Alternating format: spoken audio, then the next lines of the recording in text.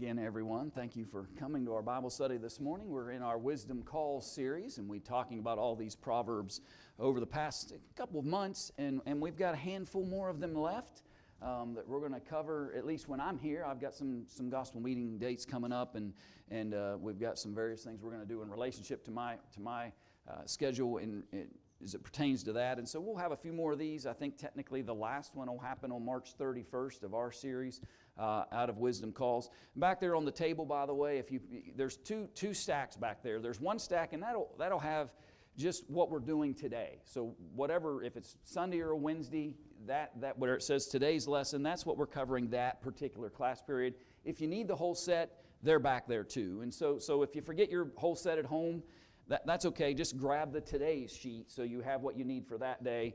But if you need a whole set, they're back there as well. And so you can grab that material and for all the remaining lessons if you haven't done that yet for the series. If you would, let's bow our heads together, though, before we get into our study and share in a word of prayer.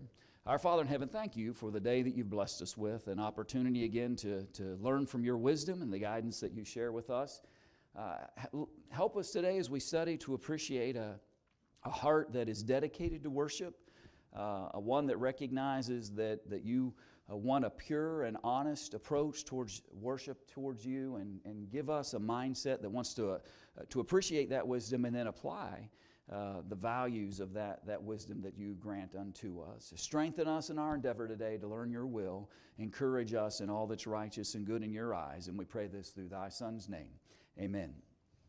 So we're here in Proverb 21:27, right? And you can see that the basic themology is the sacrifice of the wicked is an abomination. Let me give you the whole text, right? Because it gives us better understanding of everything the proverb is trying to share with us. And it simply reads this way: the sacrifice of the wicked is abomination.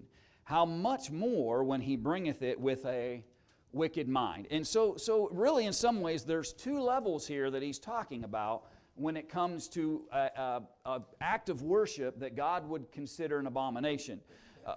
One level is just simply when somebody who has no desire to really be anything the Lord would want them to be, and yet they just still continue to bring their worship before Him, He says that's an abomination. But when people have ulterior motives, right, and that's really the first question. Let me ask it instead of answering it for you. See, I caught myself for the first time in the entire series. I generally answer your first question before I give it to you. But so what makes the sacrifice of the wicked even worse, according to the text? Right. When it comes from a wicked mind, when it comes out of ulterior motives, when it comes from an impure thought process, when it's not just the idea of here's somebody whose behaviors are always contrary to what God would want, and yet they keep coming back into worship assemblies, that's one level. But when there's an attempt to fool God, when there's an attempt to fool others, when there's an attempt to be dishonest in the reasonings behind why it is I've come to worship God, the proverb kind of indicates that that's even a greater level of abomination in the eyes of God than just somebody whose behaviors, day-to-day behaviors, don't necessarily match the worship behaviors. There's an extra level there, I think, that he describes. And we're going to see that, by the way. I think as we go through the study, we'll see and understand that and appreciate that more and more throughout the study this morning. So let's get into that. And we can come back to that thought, by the way, throughout the study.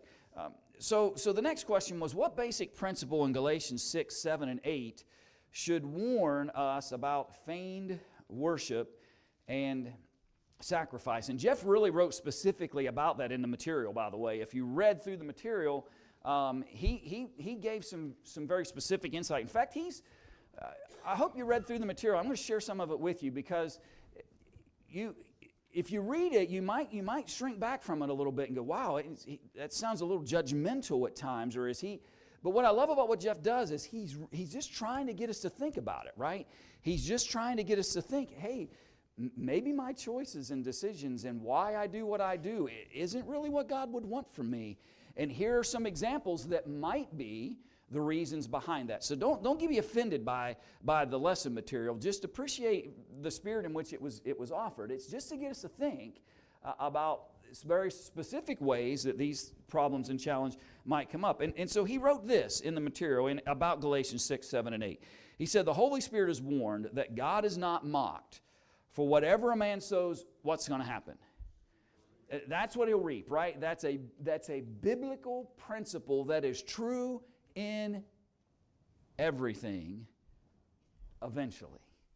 And I say that caveat because sometimes we think, well, I did this and the lightning didn't come out of the sky and nothing happened in the moment. And we feel like we've gotten away with it, right? We feel like that we haven't gotten caught in something in the exact moment. And so therefore, I didn't reap what I sowed. But that reaping may come way later, right? Sometimes the reaping may come years later. And ultimately, it may come in eternity, right? It may be that long before the reaping happens. But God is not mocked. Don't think for a minute that somehow we will not reap what we sow. God is not mocked. For if we sow to the flesh, he will of the flesh reap corruption. But he who sows to the Spirit will of the Spirit reap everlasting life. It is a true principle that you and I need to appreciate and honor. And yet, Jeff makes the comment that wicked believer, however, is not so sure about that, right? The wicked believer, the one who is, in one sense, he believes in God. That's not his issue. But his issue is it doesn't mean much to him. It doesn't motivate him to any real solid substantive behaviors. It doesn't affect him in any real way. He believes in some generic source, and so his worship becomes unacceptable in the eyes of God, and partly because he believes he can sow to the flesh and still reap the Spirit and the everlasting life on the other side. He's convinced himself that he can live and behave and choose whatever he wants, and it won't have any effect on his spiritual side of his life. And that simply, according to Galatians 6, is not true.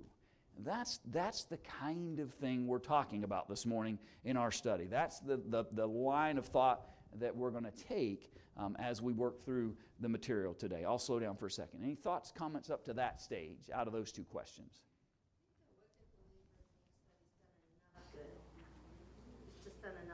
Yeah. And we'll see that some more. Yeah, he convinces himself that if I can just find that fine line, right? Like find that fine line where I feel like I've accomplished enough that God will have to accept that from me. And completely ignore anything and everything else in the process. And again, that's part of this, and we'll see more and more of that before we finish today.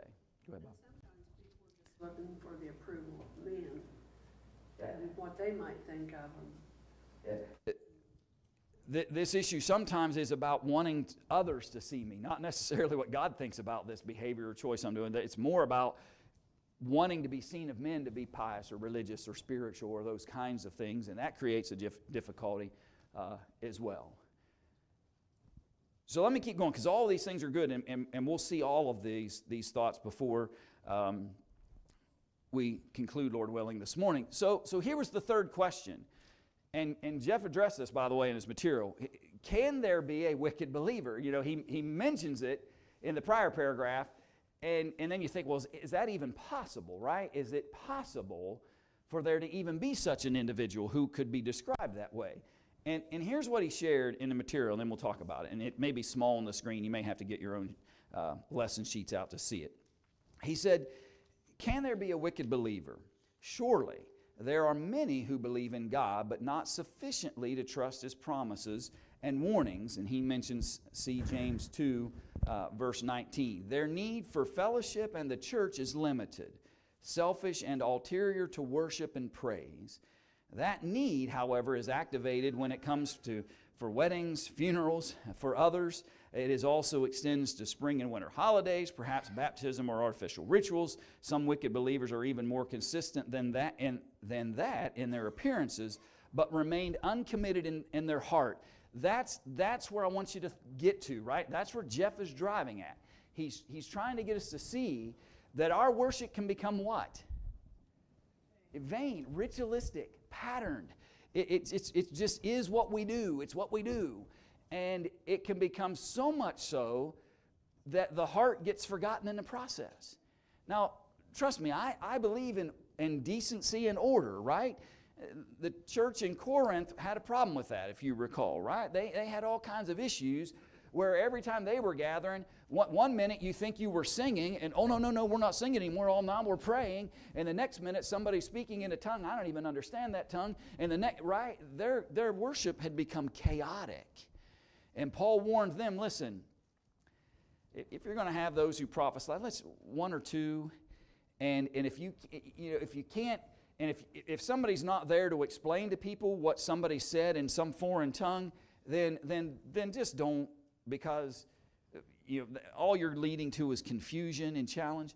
So Paul was addressing a different kind of problem, right? Their worship had become disorderly, and because it was disorderly, chaotic, it didn't serve the real function and purpose that it should have. But the opposite end of that spectrum is those who become so ritualistic and formal in their approach towards worship that it becomes meaningless to them. It's just what I do. And I don't think about the committed heart. I don't think about what my purpose and mindset is. I don't consider all the real valuable things that really worship should be leading us to. Now, yeah, sure, Jeff used some very, very bold and specific examples of that, but let's be honest, those he mentioned are kind of true for some people, where a funeral time arrives and all of a sudden I become very religiously minded because I think about the soberness of that situation. But a little time passes by and there was no commitment of heart, and I fall right back to the old way of thinking about things. Religious holidays can come up, things that people get kind of accustomed to doing during certain times, and so it feels like the right thing to do, but there's no real long-term commitment in that process of thinking. That's the kind of behaviors we've got to avoid, and try not to get into these patterned approaches towards worship where they become ritualistic and nothing more than pattern with no real heart or mind or fervor in that process. I'll be quiet for a minute. Your thoughts? You don't want to turn into, like Jesus said, a white sepulcher filled with dead men's bones. Yeah. And Jesus warned those Pharisees, right, on multiple occasions, that's what we just described is exactly who they had become. And they looked pretty on the outside. It looked like a beautiful tomb, but they were still just as dead as could be on the inside. And that imagery is shown on a couple of occasions. Go ahead. Even Satan believes. That. We're not accomplishing any great thing, right? What's James 2:19 say, by the way? Somebody go ahead and read it if you're there. I didn't put it on the screen. You believe there is no God. You do well. Even the demons believe and tremble. Right. And that's that text that Amy just referenced, right? You believe in God, that's a good thing. But it's got to be deeper than that. Because even the demons, even the devils believe in God, and there are various New Testament examples of that actually happening, where you see the evidence of that. And we're not any better simply because we have a basic appreciation or belief in the Creator. It's got to become more meaningful than that. And otherwise, any act of worship that I bring can become viewed by Jehovah as an abomination. Now let me pause, because I think this is important. Who is the worship becoming an abomination to? And I'm not trying to trick you, I'm trying to get you to think about it. Go back to Proverb 21:27. Who is the abomination? Who? God, right? And that I don't get to decide whose worship is an abomination before the Lord. Okay? That's my point. I don't sit in judgment over audiences and get to decide, well, his worship's an abomination and her worship's an abomination. Now, could I have some evidence that I might want to warn or encourage somebody to appreciate, hey, your behaviors and your worship don't match? And certainly we might want to encourage somebody maybe to appreciate that, as we would with any kind of behavior that put them out of relationship with God. But what I want you to recognize is the focus here is God. What does God think about my worship? And why that's important is I could bring a worship that's an abomination before the Lord, and not a single person in this room would have any clue. You wouldn't have any idea. Because you may not know the heart. You obviously don't, right? You don't know the heart of men. You don't know what their mindset is. You don't know all the factors that could lead to this. My point is, let's be focused upon where the attention needs to be. And that is, how does God view my worship to Him? And what has He seen in me other than those acts of worship that would evidence to Him that I have a committed heart, a desire to serve Him, I want to worship Him, and He would see that in me before I ever step into any kind of worship assembly as it relates to that. It is absolutely possible to be a believer and a devil, James 2 verse 19, all in the same moment. So be careful that we don't get into a mindset that thinks that's not possible. Good. A person that's moved by motivation, such as a speaker, has a tendency to lose that enthusiasm after another short period of time if they don't put it into practice. And is this what you're talking about, as he knows he's not living his life right, he needs to change? Is that an abomination? Is that what you're talking about? Yes, I think that is part of this conversation, where somebody is trying to live one way day to day, and then try to reflect spirituality at particular worship times. God's saying, listen, I want it all, right? If you want me to accept the worship, then I want to accept your day-to-day behaviors as well. And that's not sinless, by the way, and that's not what we're talking about, but it needs to match. The heart of the day-to-day behaviors needs to match the perceived heart during the worship. Yes, so I think, yes, that's the kind of individual that needs to be careful here from this text. That's not to say that there aren't occasions in your life that put you into places that are dark, and maybe you're just going through the emotions, and that's what's going to bring you through the other side of it. It's Proverbs, right? These are ideals and principles and wisdom that have great application. But I agree with Kim. I think I would never want us to say, well, listen, just because you're struggling doesn't mean stay home. And just because you're trying to work through some challenge, because the fact that you're working through the challenge is a sign to God that this is still important to me. I'm just struggling with these various factors or challenges or things that are distractions to me right now, but I'm working on it. I think God will see that as well. We're not talking about coming to God with perfect righteousness and perfect mindsets all the time, because that's an impossibility.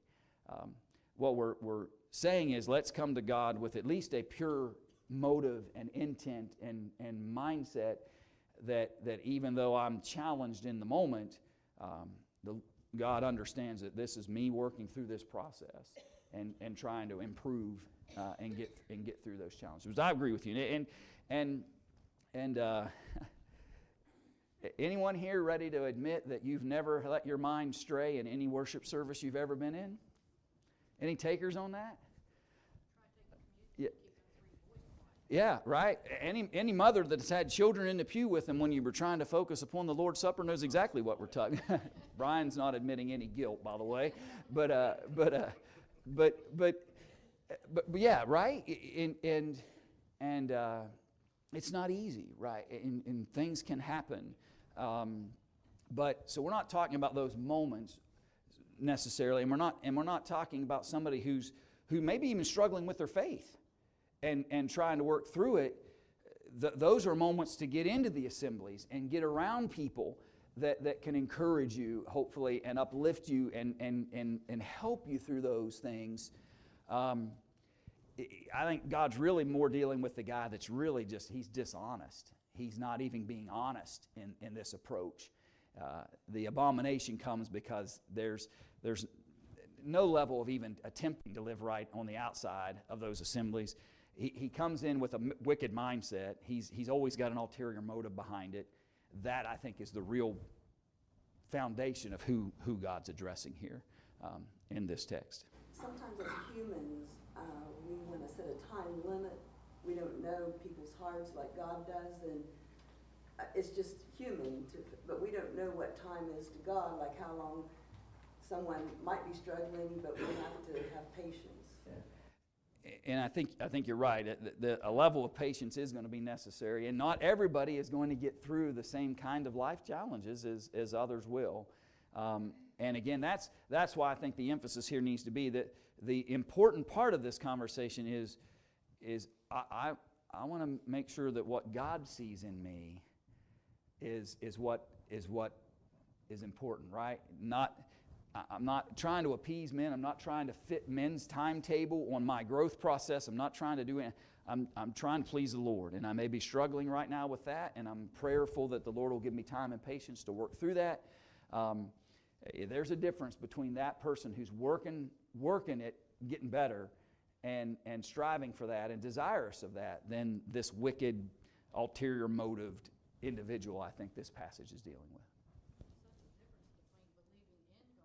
And believing God. Yeah. You believe what He says. That's a big difference than someone who just says, "I believe in God." Yeah.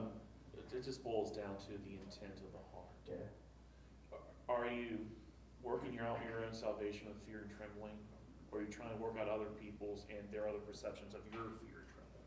Yeah. You know what I mean? Yeah. And I think you're right. And are we accepting that personal responsibility in relationship to all that? Appreciate all those thoughts. Let me jump to the next question. And this was an interesting text in 2 Samuel chapter 24. And the question in your lesson sheets was, what sin had David committed? There's several questions. What effect did it have on him? What was the punishment? And when David makes sacrifice to the Lord, what would he not offer unto the Lord? Now, there's a lot of questions there. I'm not going to throw all of these texts literally on your screen, but I'm going to share them with you. If you have your Bibles, jump to 2 Samuel chapter 24, and I'll walk with it.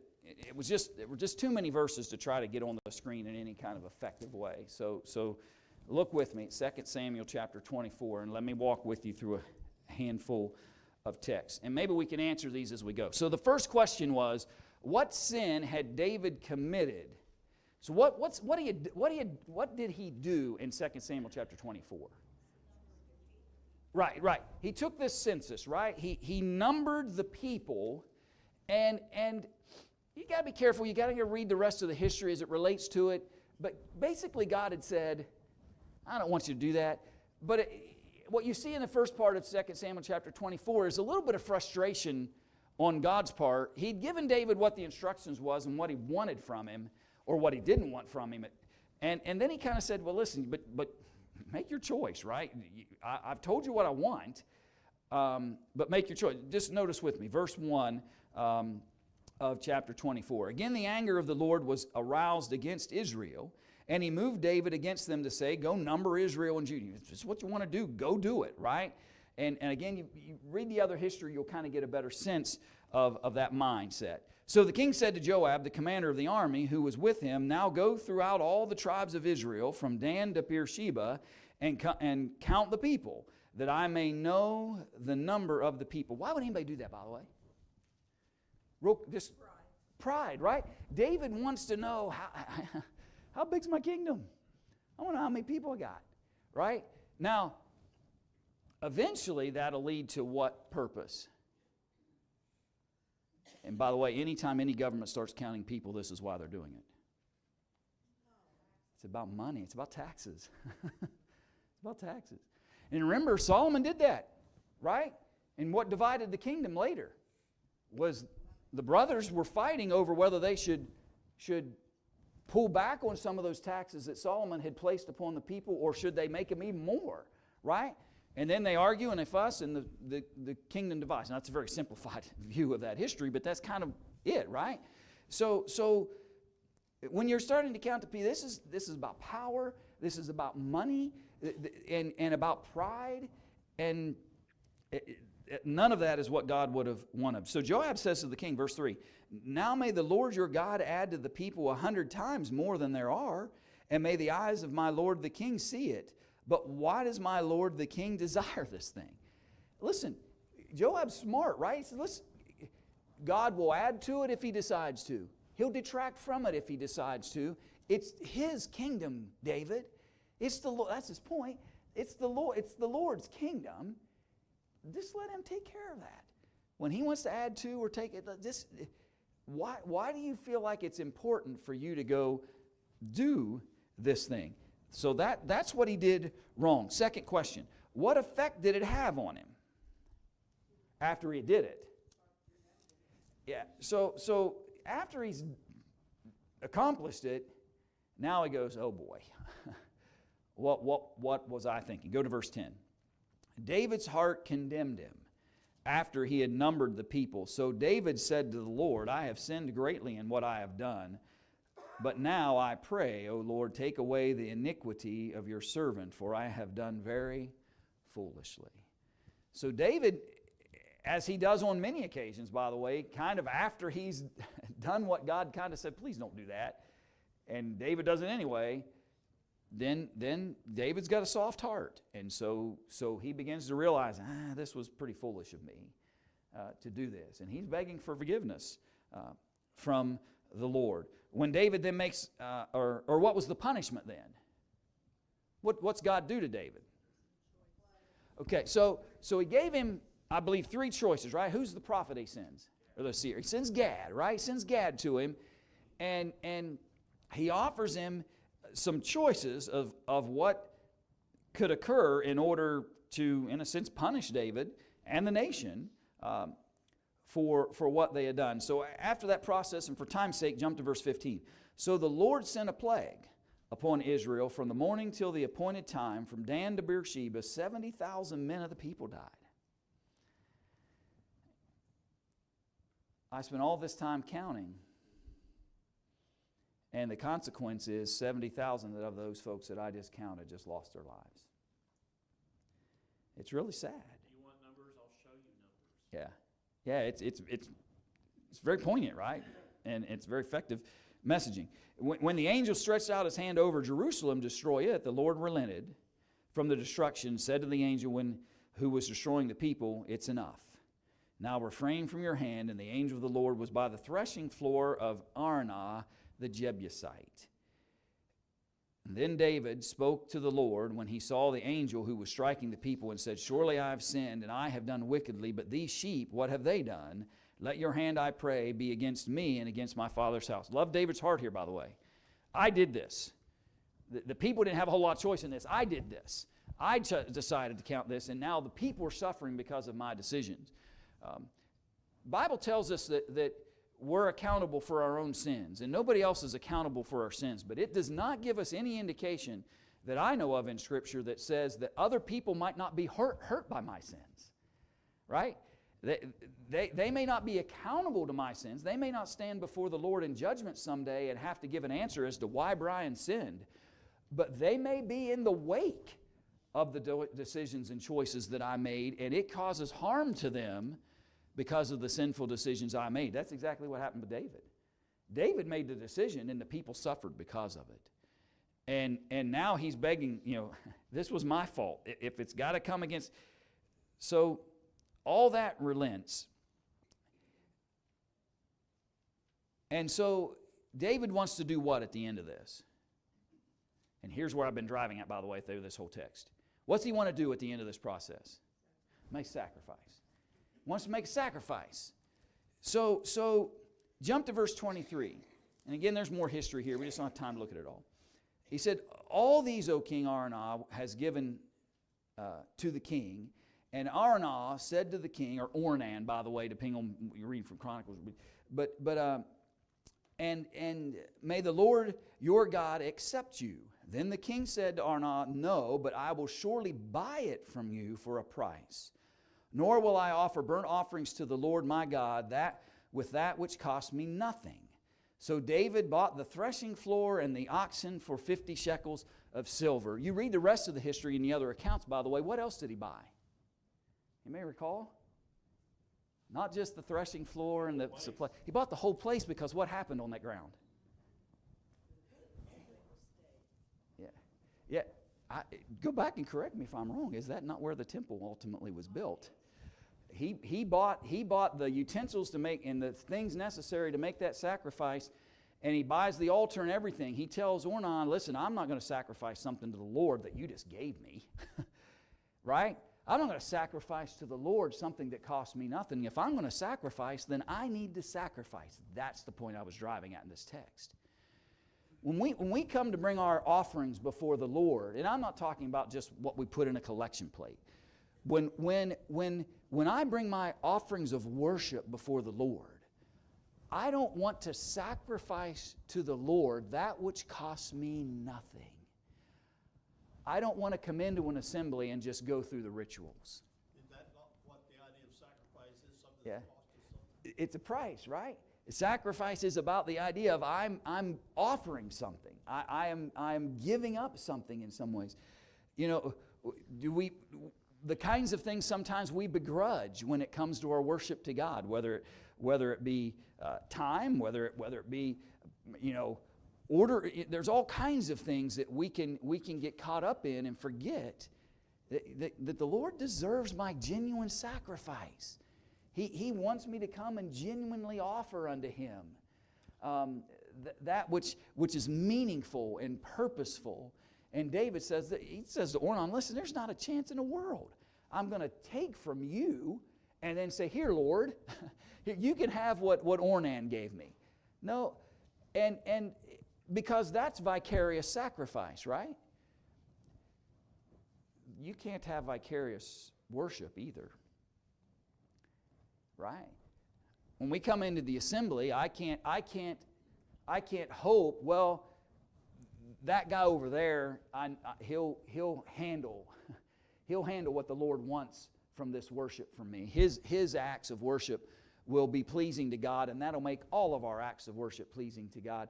The song leader will sing on my behalf. The one who leads the prayer will pray on my behalf. No, that's why we call them leaders, right? They're not doing anything on your behalf, because why would I want to offer to the Lord a worship that had nothing to do with me, and want God to accept that? They lead that worship, even when we're in Bible studies and when we're in sermon forms. What's your role in that, by the way? If you may not be the one standing up here, but what's your role in that point in time in our worship?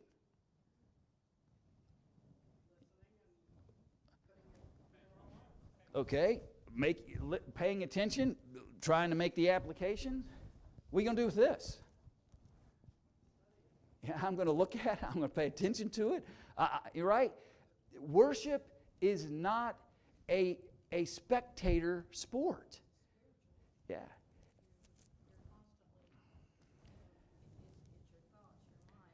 Yeah.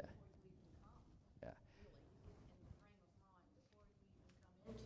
Worship with the assembly, I think. And so it's all about, and you're right, I think it has a lot to do with what our minds are on as we come, not just as after we're here. But all I'm trying to emphasize to us folks from this example out of David is, don't ever think that somebody else is going to offer worship before the Lord or sacrifice before the Lord, in a sense, on your behalf. That's already been done. Yeah, that's what Jesus did. But we need to accept our role in this, and that's why we have to be careful that things don't become ritualistic and patterned. You've heard me say this before. I would confuse the life. If you left me in charge of everything, just me individually, and I get to make all those decisions about everything, I'd have you confused. And here's why. Because I would flip the worship every time we walked in this building. I would flip it around every time. Because what happens is we come in and we do the order, right? We do the order. Now, why do we have order? Because Corinthians, right? We learned from them that chaos is not acceptable to God either. But I fear sometimes, and I'm not trying to judge anybody, maybe your heart never has had a problem with it. And that's as it should be.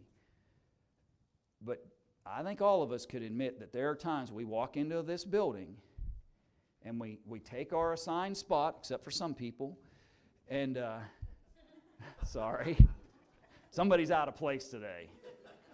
And then we do the order, right? We do the order. And I said this to you before. I'll say it to you again. There was an odd thing that happened during COVID that I was hopeful we would be able to sustain.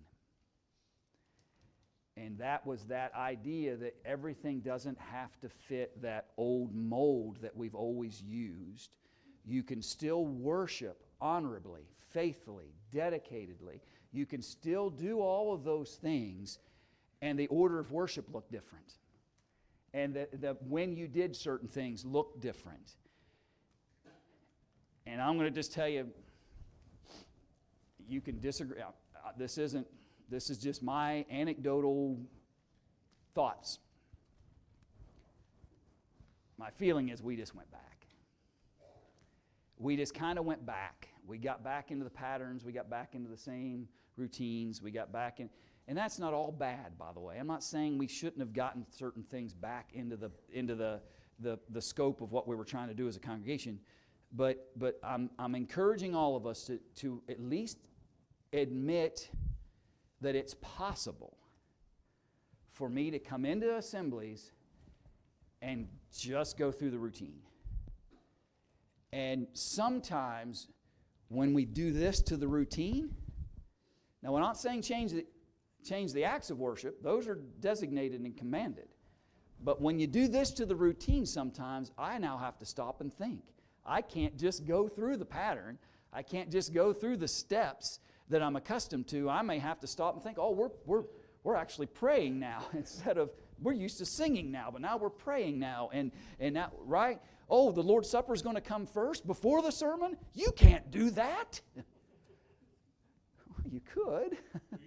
And you probably did at some point in time, right?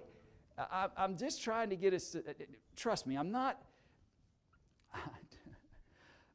saying we should just be chaotic and shake it up all the time because some people go the other extreme, right? They'll shake things just because they want to shake them, right? They'll shake it just because they want to shake it. And that's the opposite end, right? That doesn't help either. But let's be honest. What am I offering to the Lord when I come into the assemblies? What sacrifice of worship am I making? And is it mine, not what somebody else? And how focused am I? Because there can be feigned worship, right? Let me read to you real quick what Jeff wrote. Some feigned worship to curry favor with others who value religion on some level. Their purpose might be to be political. There have been a lot of politicians walk into a religious assembly of all kinds and ties, and the only thing he had on his mind was votes, right? Or some other issue, right? 501c3. Yeah, or something like that. Economic or romantic, but their efforts are otherwise insincere. God's not mocked, right? Bring sincerity and truth to our worship. Others pretend faith to work a deception upon their neighbors. While committed to iniquity, they would prefer that not be known.